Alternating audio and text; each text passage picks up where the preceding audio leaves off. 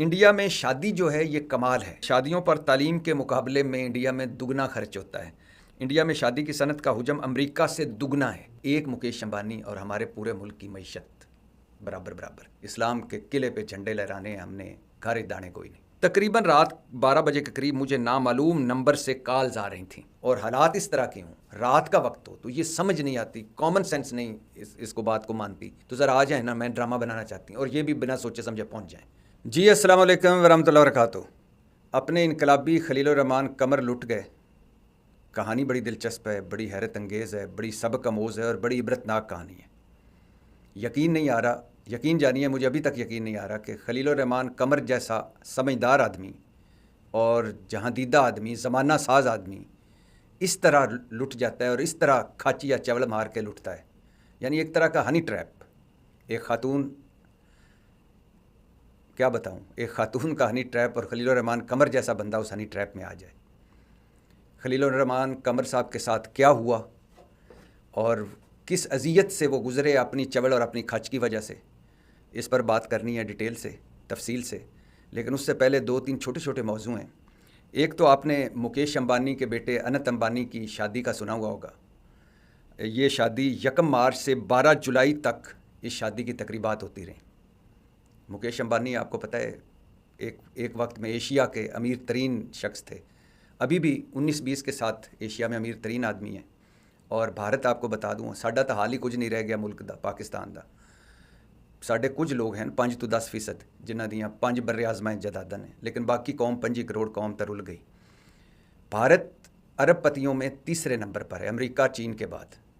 اور بھارت کا جو صرف مکیش امبانی ہے, اگر اس کی صرف وہ اپنی ساری دولت بیچ دے تو ساڈا سارا قرضہ اتر جائے.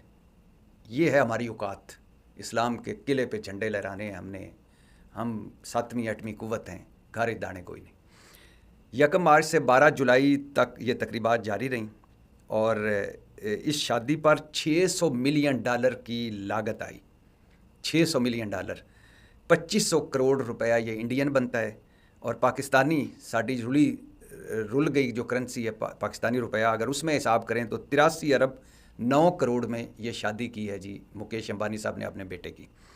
اور مکیش امبانی صاحب کی جو ڈکلیئرڈ دولت ہے وہ $124 ارب ہے.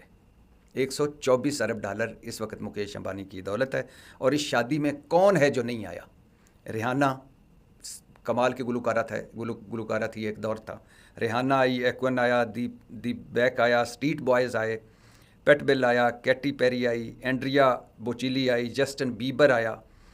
اور یہ بھی بتاتا چلوں کہ ایک مرتبہ بیونسی بڑی فیمس سنگر ہے, اس سے کسی نے پوچھا, شکیرہ اور بیونسی دونوں کا یہی رد عمل تھا کہ انڈیا میں آپ نے کبھی پرفارم نہیں کیا. اس نے کہا انڈیا میں ہمیں کوئی افورڈ ہی نہیں کر سکتا, اتنے پیسے نہیں دے سکتا. مکیش امبانی نہیں بلایا اور ساری رات اس نے پرفارم کیا, صرف اس ایک بات پہ کہ اس نے بتایا کہ انڈیا میں بھی ایسے لوگ ہیں جو آپ کو افورڈ کر سکتے ہیں. خیر, اور اس میں مائکروسافٹ کے بل گیٹ صاحب بھی آئے, فیس بک اور گوگل کے سربراہ بھی آئے, امیر قطر آیا. ساڈے کول تو قطری خاتی آندے ہیں, لیکن ادھر امیر قطر خود آئے. ٹونی بلیر صاحب بھی آئے, سابق برطانوی وزیر اعظم. یہ مجرم ہیں عراق جنگ کے, بش صاحب, اور انہوں نے عراق میں تباہی پھیری ایک جھوٹ بول کر کے. وہاں بڑے ہی کوئی انسانیت کو مار دینے والے ہتھیار ہیں جو بعد میں جھوٹ نکلا. اور برطانوی وزیر اعظم بورس جانسن بھی آئے, ہیلری کلنٹن صاحبہ آئیں, اٹلی کے سابق وزیر اعظم بھی تشریف لائے, کینیڈا کے سابق وزیر اعظم بھی آئے, مالدیپ کے سابق صدر بھی آئے, تنزانیہ کے صدر بھی آئے. مطلب کون ہے جو اس شادی پہ نہیں آیا؟ اور پورا بالی ووڈ آیا ہوا تھا. اور وہ جو لوگ کہتے تھے کہ 3 خان تو ویسے ہمارا ایک ہی ہے, عمران خان, لیکن وہ کہتے تھے جو فلمی 3 خان, شاہ رخ خان, عامر خان اور سلمان خان کسی اکٹھی فلم میں آئے. تو ایسی کئی فلم ساز ایسے فلم بنانے کے سوچ رہے ہیں, لیکن چونکہ بجٹ بڑا ہے, تینوں خان کا جو معاوضہ بڑا ہے, تو وہ ابھی بنا نہیں پا رہے. حالانکہ انڈین جو فلم انڈسٹری ہے وہ دنیا کی, ہالی ووڈ تو ایک نام ہے جو بڑا نام ہے, لیکن میرا خیال سے پیسے کے لحاظ سے انڈین فلم انڈسٹری ہالی ووڈ سے بھی آگے نکل گئی ہے. ظاہر ہے وہ ڈالروں میں ہوتے ہیں تو وہ ذرا زیادہ ہو جاتے ہیں, لیکن اگر حجم دیکھا جائے تو انڈین فلم انڈسٹری نمبر 1 پہ اس وقت دنیا میں. تو تینوں خانز نے مل کر پرفارم کیا اس شادی میں. اور اس شادی میں انت امبانی جو جس کی شادی تھی رادھیکا کے ساتھ, خاتون کے ساتھ, رادھیکا مرچنٹ غالباً نام ہے اس خاتون کا, تو انت امبانی نے گفٹ دیے خود اس کو تو گفٹ ملے ہی، اور اتنے قیمتی گفٹ ملے ہیں کہ وہ کسی دن میں آپ کو بتاؤں گا تفصیل کہ کسی نے ولا دیا کئی ملین ڈالرز کا، کسی نے گاڑی اتنی رولز رائس، کسی نے ڈائمنڈ، کسی نے کچھ، یا ظاہر ہے. تو یہ اور اس شادی کا ایک اور خاص بات تھی کہ اس شادی میں بزنس بھی ساتھ ساتھ امبانی صاحب کر رہے تھے. جو آ رہے تھے ان کے ساتھ معاہدے بھی ہو رہے تھے، وہ شادی میں بھی شرکت کر رہے تھے. پری ویڈنگز، شادی سے پہلے کی تقریبات، وہ بھی کمال کی تھیں. پھر کروز بک کیا انہوں نے، وہ بھی ایک، اور 3 دن موبائل فون کسی کے پاس نہیں تھے جو اس کروز میں مہمان تھے. تو اپنے حوالے سے یہ ایک منفرد شادی ہے. اور یہ بھی بتاتا چلوں کہ سنگاپور، ابوظہبی اور سعودی عرب سے ریلائنس کو 1.5 ارب ڈالر کی سرمایہ کاری ملی، اور فیس بک نے ریلائنس جیو میں 5.7 ارب ڈالر کی سرمایہ کاری کی. مطلب ایک طرف سے یہ شادی جاری تھی، دوسری طرف بزنس جاری تھا. 100 پرائیویٹ جیٹ طیارے استعمال کیے گئے، اور ایئرپورٹ رن وے بنوایا گیا، پورا محل کھڑا کیا گیا، پورا شہر کھڑا کیا گیا.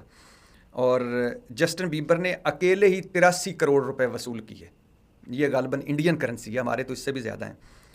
انڈیا میں شادی جو ہے یہ کمال ہے، شادی کی پوری ایک کمپلیٹ انڈسٹری ہے. اب تو پاکستان میں بھی شادیاں ایسی ہونے لگی ہیں. ماہرہ خان نے شادی کی، اب وہ شادی حال والے میں نہیں رہ گئی.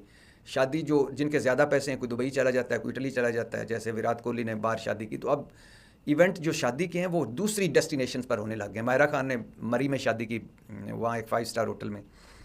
تو انڈیا میں شادی 130 ارب ڈالر کی یہ انڈسٹری ہے. اور اس سے سوچیے کہ جب ایک شادی ہوتی ہے تو کتنی، ساتھ کوئی پھول والا، کوئی اس کے ساتھ سیروں والا، تو کوئی انٹیریئر ڈیکوریٹر، تو کوئی کھانوں والا، تو کوئی گیسٹ کو لانے والا، تو گاڑیاں، تو پٹرول، تو پورا ایک نظام چل رہا ہوتا ہے. اور شادیوں پر تعلیم کے مقابلے میں انڈیا میں دگنا خرچ ہوتا ہے. اور انڈیا میں تقریباً 681 ارب ڈالر جو ہے یہ کھانے پینے، شادیاں اور باقی کھانے پینے کی انڈسٹری ہے. انڈیا میں شادی کی صنعت کا حجم امریکہ سے دگنا ہے، اور جس کا تخمینہ 70 ارب ڈالر، اور چین سے کم ہے جو 170 ارب ڈالر ہے. میں حیران ہوں کہ چینی جو بڑے ہی کفایتشار ہوتے ہیں، خیر ملک بڑا ہے اس لیے وہاں شادیوں پہ جو پیسہ ہے وہ انڈیا سے زیادہ لگتا ہے. مطلب انڈیا اس میں بھی نمبر 2 پہ ہے. انڈیا میں تقریباً سالانہ 80 لاکھ سے 1 کروڑ شادیاں ہوتی ہیں، جبکہ چین میں 70 سے 80 لاکھ اور امریکہ میں 20 سے 25 لاکھ سالانہ شادیاں ہوتی ہیں. تو 83 ارب سے زیادہ خرچہ آیا مکیش امبانی کا. یہ نہیں کہ ہم کوئی گئے گزرے تھے، ہم بھی کمال کا یہ ملک تھا پاکستان. 1970 میں ہمارے پاس کوئی 22 خاندان تھے مکیش امبانی جیسے، جس میں سیگل تھے، جس میں داؤد تھے، جس میں ہارون فیملی تھی، جس میں حبیب گروپ تھا، کیا نام لیں. اور ٹائکون تھے اپنے دور کے. چین، کوریا، جاپان سے ہم آگے تھے، اور وہ لوگ آتے تھے ہماری فیکٹریاں وزٹ کریں، انڈسٹریاں دیکھنے، ہماری PIA کو دیکھنے، ہماری باقی انڈسٹری کو دیکھنے آتے تھے. پھر بھٹو صاحب آ گئے، اور بھٹو صاحب نے ایک جرم کیا اس ملک کے ساتھ، ایک کھلواڑ کیا، اور وہ یہ کیا کہ ساری انڈسٹری کو نیشنلائز کر لیا.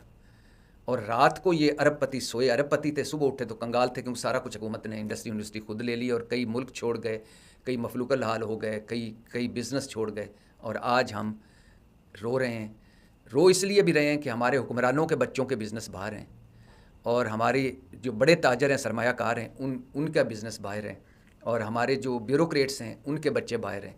تو اب اس ملک میں کس نے، جب حکمرانوں کا بزنس باہر ہو، بیوروکریٹس کے سارا کچھ باہر ہو، بڑے بڑے لوگوں کا سارا کچھ باہر ہو، تو اس ملک میں کس نے آنا ہے. تو خیر یہ دکھی باتیں نہیں کرنی. مکیش امبانی کی شادی پہ 83 ارب اور 9 کروڑ روپے کا خرچہ آیا ہے جی. اور یہ جو ٹوٹل ان کی دولت ہے اس کا 0.005 کے قریب بنتا ہے. تو مطلب کہ ایک مکیش امبانی اور ہمارے پورے ملک کی معیشت برابر. یہ ہماری اوقات. دوسرا ایک بڑا دلچسپ موضوع ہے کہ سری دیوی ایک انڈین فلم انڈسٹری کی بڑی مشہور و معروف اداکارہ ہوا کرتی تھی. دبئی میں ان کی بڑی پراسرار موت ہوئی. بونی کپور کی وہ بیوی ہیں، اور بونی کپور اور سری دیوی کی بیٹی ہے جھانوی کپور. جھانوی کپور کی فلم آ رہی ہے الجھ. اس کا ٹریلر آیا، اور اس ٹریلر میں مزے کی بات ہے کہ پاکستان تحریک انصاف کے جلسوں کی جھلکیاں آئی ہیں. کہانی اس طرح کی ہے، ظاہر ہے وہ کہانی اس طرح کی ہے کہ جس میں یہ جلسے، یہ سیاست ہے، تو اس میں پاکستان تحریک انصاف کی جھلکیاں آئی ہیں. اور پاکستان تحریک انصاف کے جلسے آپ کو پتہ ہی ہے، صرف ملک میں نہیں، ملک سے باہر بھی بڑا ٹرینڈ کرتے ہیں، اور خاص طور پر انڈیا میں. اچھا، ایک اور بڑا مزے کا موضوع ہے، اور وہ موضوع ہے شیخ راشد المختوم جو ہیں یو اے ای والے، ان کی بیٹی شہزادی مہرہ مورا جیسے لکھتے ہیں نا، ایسے مہرہ، شہزادی مہرہ نے فرسٹ ٹائم ایک نیا ٹرینڈ دیا ہے. انہوں نے اپنے شوہر کو طلاق دی ہے انسٹاگرام پر میسج کیا کہ ڈیئر ہسبینڈ، میں تمہیں طلاق دیتی ہوں، تم اپنے کمپینینز کے ساتھ بزی رہو، خوش رہو، میں تمہیں طلاق دیتی ہوں، میں تمہیں طلاق دیتی ہوں، اور میں تمہیں طلاق دیتی ہوں، اپنا خیال رکھنا، تمہاری سابقہ اہلیہ. یہ جو راشد المختوم صاحب کی بیٹی شہزادی مہرہ ہیں، انہوں نے انسٹاگرام پر اپنے خاوند کو ڈیورس کیا. کیا تو اپنے بیلیاں سجنا گم رہے تے اللہ حافظ. شہزادی مہرہ کی والدہ یونانی تھیں اور اس کی عمر 30 سال ہے. برطانیہ کی یونیورسٹی سے انٹرنیشنل ریلیشن میں ماسٹر کی ڈگری لی ہے، اور شہزادی شیخہ مہرہ کی 5 اپریل 2023 کو شیخ مان المختوم کے ساتھ رشتہ ازدواج میں منسلک ہوئی تھیں، شادی ہوئی تھی. اور شیخ مختوم متحدہ عرب امارات کے وزیر اعظم ہیں. ان کے مختلف بیویوں میں سے 23 بچے ہیں. تو یہ بڑا ایک ہٹ کے تھا کہ ایک بیوی نے خاوند کو ڈیورس کی، اور انسٹاگرام پر بھی آپ دیکھ لیں، ہمارے یہاں تو سوشل میڈیا بند کر رہے ہیں، دنیا سوشل میڈیا سے کیا کیا کام لے رہی. اچھا، یہ 2-3 مزے کی باتیں تھیں. تو اب سن لیجئے اپنے خلیل الرحمان قمر صاحب. خلیل الرحمان قمر صاحب بتاتے ہیں کہ انہوں نے ایک ایف آئی آر درج کرائی ہے. ایف آئی آر بڑی عبرتناک ہے، دلچسپ اس کو کہنا ذرا دوسری طرف لے جاتی ہے، لیکن دلچسپ اس لیے ہے کہ یہ خلیل الرحمان قمر ہیں. کوئی عام آدمی لٹ جاتا جس کو کچھ پتہ نہ ہوتا، زمانے کا کوئی پتہ نہ ہوتا، جو زمانہ ساز نہ ہوتا، جو ساری عمر ڈرامہ بناتا رہا، اس کے ساتھ ڈرامہ ہوا، اور ایسا ریئل ڈرامہ ہوا ہے کہ یقین نہیں آ رہا. خلیل الرحمان قمر صاحب نے ایس ایچ او کے نام درخواست جو لکھ کے دی ہے اور جو ایف آئی آر درج کرائی، اس میں وہ بتاتے ہیں خلیل الرحمان قمر کہ میں لاہور کا رہائشی ہوں، اور 15/7/2024 کو 15 تاریخ کو اسی مہینے میں 15 تاریخ کو تقریباً رات 12 بجے کے قریب مجھے نامعلوم نمبر سے کالز آ رہی تھیں. اب یہ غور کیجئے گا کہ خلیل الرحمان قمر صاحب کو نامعلوم نمبر سے کالز آ رہی تھیں. جب کال زیادہ آئیں ایک نمبر سے تو کہتے ہیں میں نے نمبر اٹھایا تو آگے سے ایک خاتون بولی، اس نے اپنا نام آمنہ عروج بتایا اور کہا کہ میں آپ کی بہت بڑی فین ہوں، انگلینڈ سے آئی ہوں، آپ کے ساتھ ڈرامہ بنانا ہے مجھے اور پھر یہ کہہ کر انہوں نے مجھے کہا کہ مجھے ملیں، اور پھر مجھے اپنی بیریا ٹاؤن لاہور کی لوکیشن سینڈ کر دی. میں اس بتائی ہوئی لوکیشن پر 4:40 پر پہنچا. اب اس سے بڑی چوڑ اور کھچ کیا ہے کہ ایک تو وہ فرما رہے ہیں کہ نامعلوم نمبر سے. آپ سوچئے کہ آپ کو کوئی کسی نامعلوم نمبر سے رات کو 12 بجے ٹیلی فون آئے، آپ فون اٹھائیں، آگے سے کوئی خاتون بولے اور کہے کہ میں تھوڑی بڑی وڈی فین ہاں تے تھوڑے نال میں پروگرام کرنا چاہنی ہاں یا میں ڈرامہ بنانا چاہنی ہاں. تو اس سے بڑا پاگل اور کھچ آدمی اور چوڑ آدمی اور کیا ہوگا کہ وہ اس لوکیشن عورت بھیجی اور وہ اسی رات 4:30 بجے 12 بجے یہ ساری بات چیت ہو رہی ہے، 4:30 بجے تیار شیار ہو کے اس کی لوکیشن پہ چلا جائے. اب پہلی بات تو یہ کہ یہ ایسا نہیں ہے. اس میں ایک یہ بھی ہو سکتا ہے کہ ان کے پہلے سے ریلیشن ہو، ایک دوسرے کو پہلے سے جانتے ہوں، کوئی تعلق ہوں، آپس میں دوستی ہو، تو لہٰذا اس نے فون کر کے بلایا ہو، یہ چلے گئے ہوں اور پھر آگے سارا وہ ڈرامہ ہوا ہو. ورنہ کوئی بیوقوف آدمی ہو سکتا ہے، پاگل آدمی، مینٹلی ہو سکتا ہے، جس کو رات 12 بجے کوئی خاتون اس زمانے میں کال کرے اور کہے کہ میں بڑی وڈی فین ہاں تے آ جا ڈرامہ بنائیے، اور وہ 2-3-4 گھنٹے بعد تیار ہو کے تو اتنے پہنچ بھی جاوے رات کو کہ میں ڈرامہ بنانے جا رہے ہیں.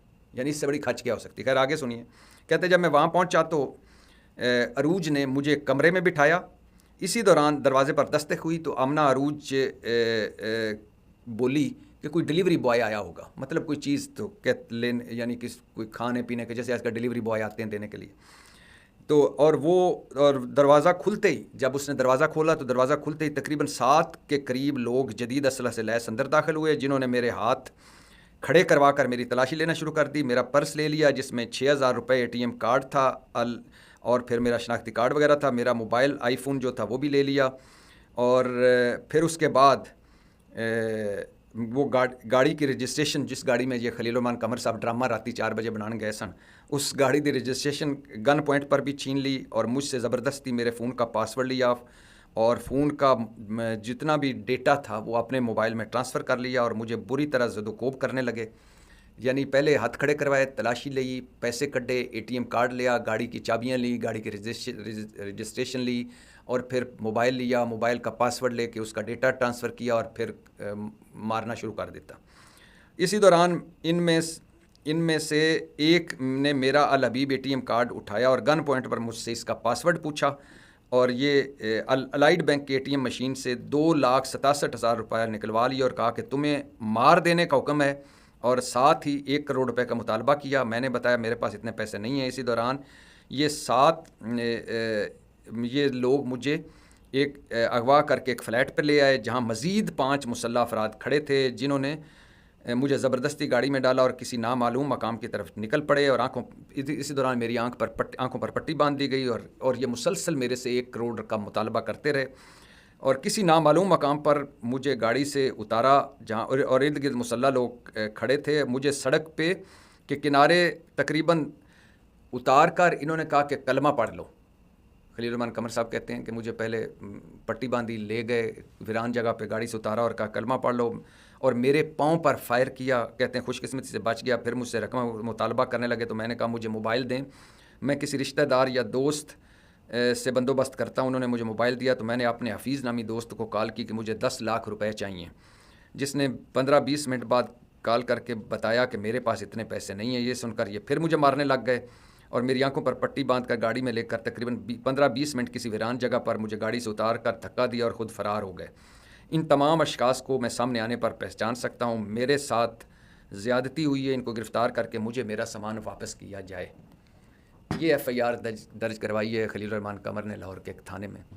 اب خلیل الرحمان قمر صاحب کے ساتھ بلا شبہ زیادتی ہوئی ہے, ان کا سامان بھی واپس ہونا چاہیے, اور مجھے اس پہ دکھ بھی ہے کہ کسی بھی انسان کے ساتھ اس طرح کا زیادتی ہو تو دکھ ہوتا ہے. لیکن اس کھچ آدمی, اس چوڑ آدمی سے کوئی پوچھے کہ بھائی رات کے 12 بجے تو جہاں دیتا آدمی ہے, اتنا زندگی گزر گئی ہے, اتنی بڑی بڑی باتیں کرتا ہے, اتنے بڑے بڑے انقلابی گفتگو, اور تجھے پتہ نہیں ہے کہ ایک خاتون اگر تجھے کال کرتی ہے کہ آ کے ڈرامہ بناؤ, اور اس کے بعد آپ پہنچ جاتے ہو.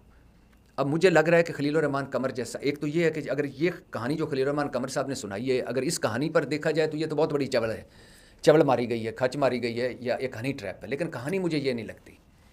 مجھے ایسا کوئی کامن سینس والا بھی نہیں ہے کہ رات کے 12 بجے کسی کو, کوئی بڑی ڈیسپریٹ آدمی ہوگا, فرسٹریٹڈ آدمی ہوگا, جس کو کوئی زمانے کا کام نہیں ہوگا, جس کی کوئی فیملی نہیں ہوگی, یا جو بڑی بلیک بیلٹ ہوگا اور اس کو پتہ ہوگا کہ 50 بندہ بھی آ جائے میں اسے نبٹ لوں گا, یا کوئی اسپائڈر مین یا ٹارزن ہی ہوگا جو جائے گا. مجھے لگ رہا ہے, اور خلیل الرحمان قمر صاحب جو اپنے خیالات کی وجہ سے, اپنے انقلابی خیالات کی وجہ سے بہت سارے حلقوں کو چبھتے بھی ہیں, اور انہوں نے بڑے فرنٹ بھی کھولے ہوئے ہیں اپنی انڈسٹری کے اندر بھی, انڈسٹری سے باہر بھی, سیاست میں بھی منہ ماری کرتے ہیں, تو لہٰذا 19-20 کہیں سے بھی کچھ ہو سکتا ہے. اور جب خلیل الرحمان قمر جیسا آدمی اور حالات اس طرح کے ہوں, رات کا وقت ہو, تو یہ سمجھ نہیں آتی, کامن سینس نہیں اس کو بات کو مانتی کہ وہ کسی خاتون کا فون آیا ہو پہلی دفعہ, اور وہ کہہ رہی ہو کہ میں انگلینڈ سے آئی ہوں, میں آپ کی بڑی فین ہوں, تو ذرا آ جائیں نا, میں ڈرامہ بنانا چاہتی ہوں, اور یہ بھی بنا سوچے سمجھے پہنچ جائیں. ایسا پاسبل نہیں ہے. یہ کوئی اس طرح تو نہیں ہے کہ امیتابھ بچن کسی نے بن کے فون کیا, یا ایشوریا رائے بن کے فون کیا, یا مادھوری بن کے فون کیا, کہ بندہ ایکسائٹمنٹ میں چلا جاتا ہے کہ اتنی بڑی سٹار یا اتنا بڑا سٹار بلا رہا ہے, اور آگے سے پتہ چلے کہ وہ نقلی کال تھی اور بندہ پھنس جائے. مجھے لگ رہا ہے, ہو سکتا ہے میں غلط ہوں, پہلے میں بہت پہلے بھی کہہ چکا ہوں اور اب بھی کہہ رہا ہوں, دکھ اور تکلیف کی بات ہے جو ان کے ساتھ ہوا ہے, قمر صاحب کے ساتھ, کسی کے ساتھ بھی نہ ہو. لیکن میں بار بار مجھے خود تکلیف ہو رہی ہے کہ اتنی بڑی کوئی کھچ مار سکتا ہے, چوڑ مار سکتا ہے. معذرت چاہتا ہوں, یہ لفظ میں بار بار استعمال کر رہا ہوں. تو مجھے لگ رہا ہے ایک اینگل یہ بھی ہو سکتا ہے کہ یہ تعلق پرانا ہے, یہ پہلی کال نہیں تھی. یہ یا اگر اسی طرح کی سٹوری ہے تو یہ تعلق پرانا ہے, اور یہ ایک دوسرے کو جانتے تھے, اور روٹین میں وہ گئے, اور پھر وہاں سے یہ یا تو ان میں اور خاتون میں کوئی انبن تھی ہو گئی, یا یہ خاتون بھی کوئی ہو سکتا ہے کوئی پلانٹڈ قسم کا کوئی چکر ہو, خلیل الرحمان قمر صاحب کو پھنسانا ہو, ذرا سبق سکھانا ہو, کوئی کٹ شٹ پڑھوانی ہو, یہ بھی ہو سکتا ہے. ایک ڈرامہ بھی بنایا جا سکتا ہے. لیکن یا پھر اصل کہانی یہ بھی نہیں ہو سکتی, کوئی کہانی اور ہو سکتی ہے جس کو انہوں نے یہ دے کر شیلٹر پیش کی ہو. یعنی 3 اینگل ہے. ایک تو یہ جو خلیل الرحمان قمر صاحب نے بتایا یہ, اور یہ ناقابل یقین ہے کہ وہی کہا نا کہ رات 12 بجے کوئی خاتون کرے تو 4 بجے آپ پہنچ جائیں, جس سے پہلے آپ جانتے ہی نہ ہو. دوسرا کہ یہ تعلق پرانا ہے, اور پرانا تعلق ہے, اور اس میں یہ گئے جا کے پھنس گئے. خاتون کو کوئی غصہ تھا یا تعلقات اس سطح پہ تھے یا خاتون نے کوئی یہ کرنا تھا اسی وجہ سے تعلق بنایا ہو. تیسرا کہانی کوئی اور ہے جس کے اوپر یہ ہوا کچھ اور ہے، اسی طرح ہی ہوا ہوگا لیکن کیا کچھ اور لوگوں نے ہے. تو لیکن یہ پھر اس کہانی کو یہ رنگ دے کے تو وہ سنا رہے ہیں. جو بھی ہوا ہے تکلیف دہ ہے، اور جو بھی ہوا ہے ہم ساروں کے لیے ایک لیسن ہے، سبق ہے کہ آپ رات کو 12 بجے کیا کہوں کہ کوئی فون کرے اور کہے کہ میں تیری بڑی بڑی فین ہوں، آ جاؤ مل کے کوئی پروگرام بناتے ہیں، ڈرامہ بناتے ہیں، فلم بناتے ہیں یا کچھ اسکرپٹ لکھتے ہیں، تو بندہ پاگل ہی ہو تو جاتا ہے. تو بہرحال جو ہوا تکلیف دہ ہے اور ایک لیسن ہے ہم ساروں کے لیے، اور ایک کہانی ہے اس میں ہم سب کے لیے، اور ایک مثال ہے ہم ساروں کے لیے کہ زندگی میں بہت دفعہ جو کچھ ہو رہا ہوتا ہے، اب اس ساری کی چیزوں کو اگر میں سم اپ کروں تو جو کچھ ہو رہا ہوتا ہے وہ نہیں ہو رہا ہوتا جو ہوا ہوتا ہے. جو کچھ نظر آ رہا ہوتا ہے اس کے پیچھے کئی اور کہانیاں ہوتی ہیں، اور اس کے پیچھے بھی، اس کہانی کے پیچھے، اس FIR کے پیچھے بھی کئی اور کہانیاں ہیں جو خلیل الرحمان قمر جانتے ہیں یا وہ لوگ جانتے ہیں یا وہ خاتون جانتی ہیں. بہرحال اللہ کرے ان کا سامان وغیرہ سارا واپس ہو. جو تکلیف انہوں نے برداشت کی وہ تو کوئی اس کا تو مداوع نہیں ہو سکتا، لیکن ہاں اگلی پوری زندگی ان کو احتیاط کرنی چاہیے، اور خاص طور پر جب بندے کو اللہ نے عزت دی ہو، نام مقام ہو، اس وقت اس عزت اور اس نام مقام کو سنبھالنا بھی ہوتا ہے.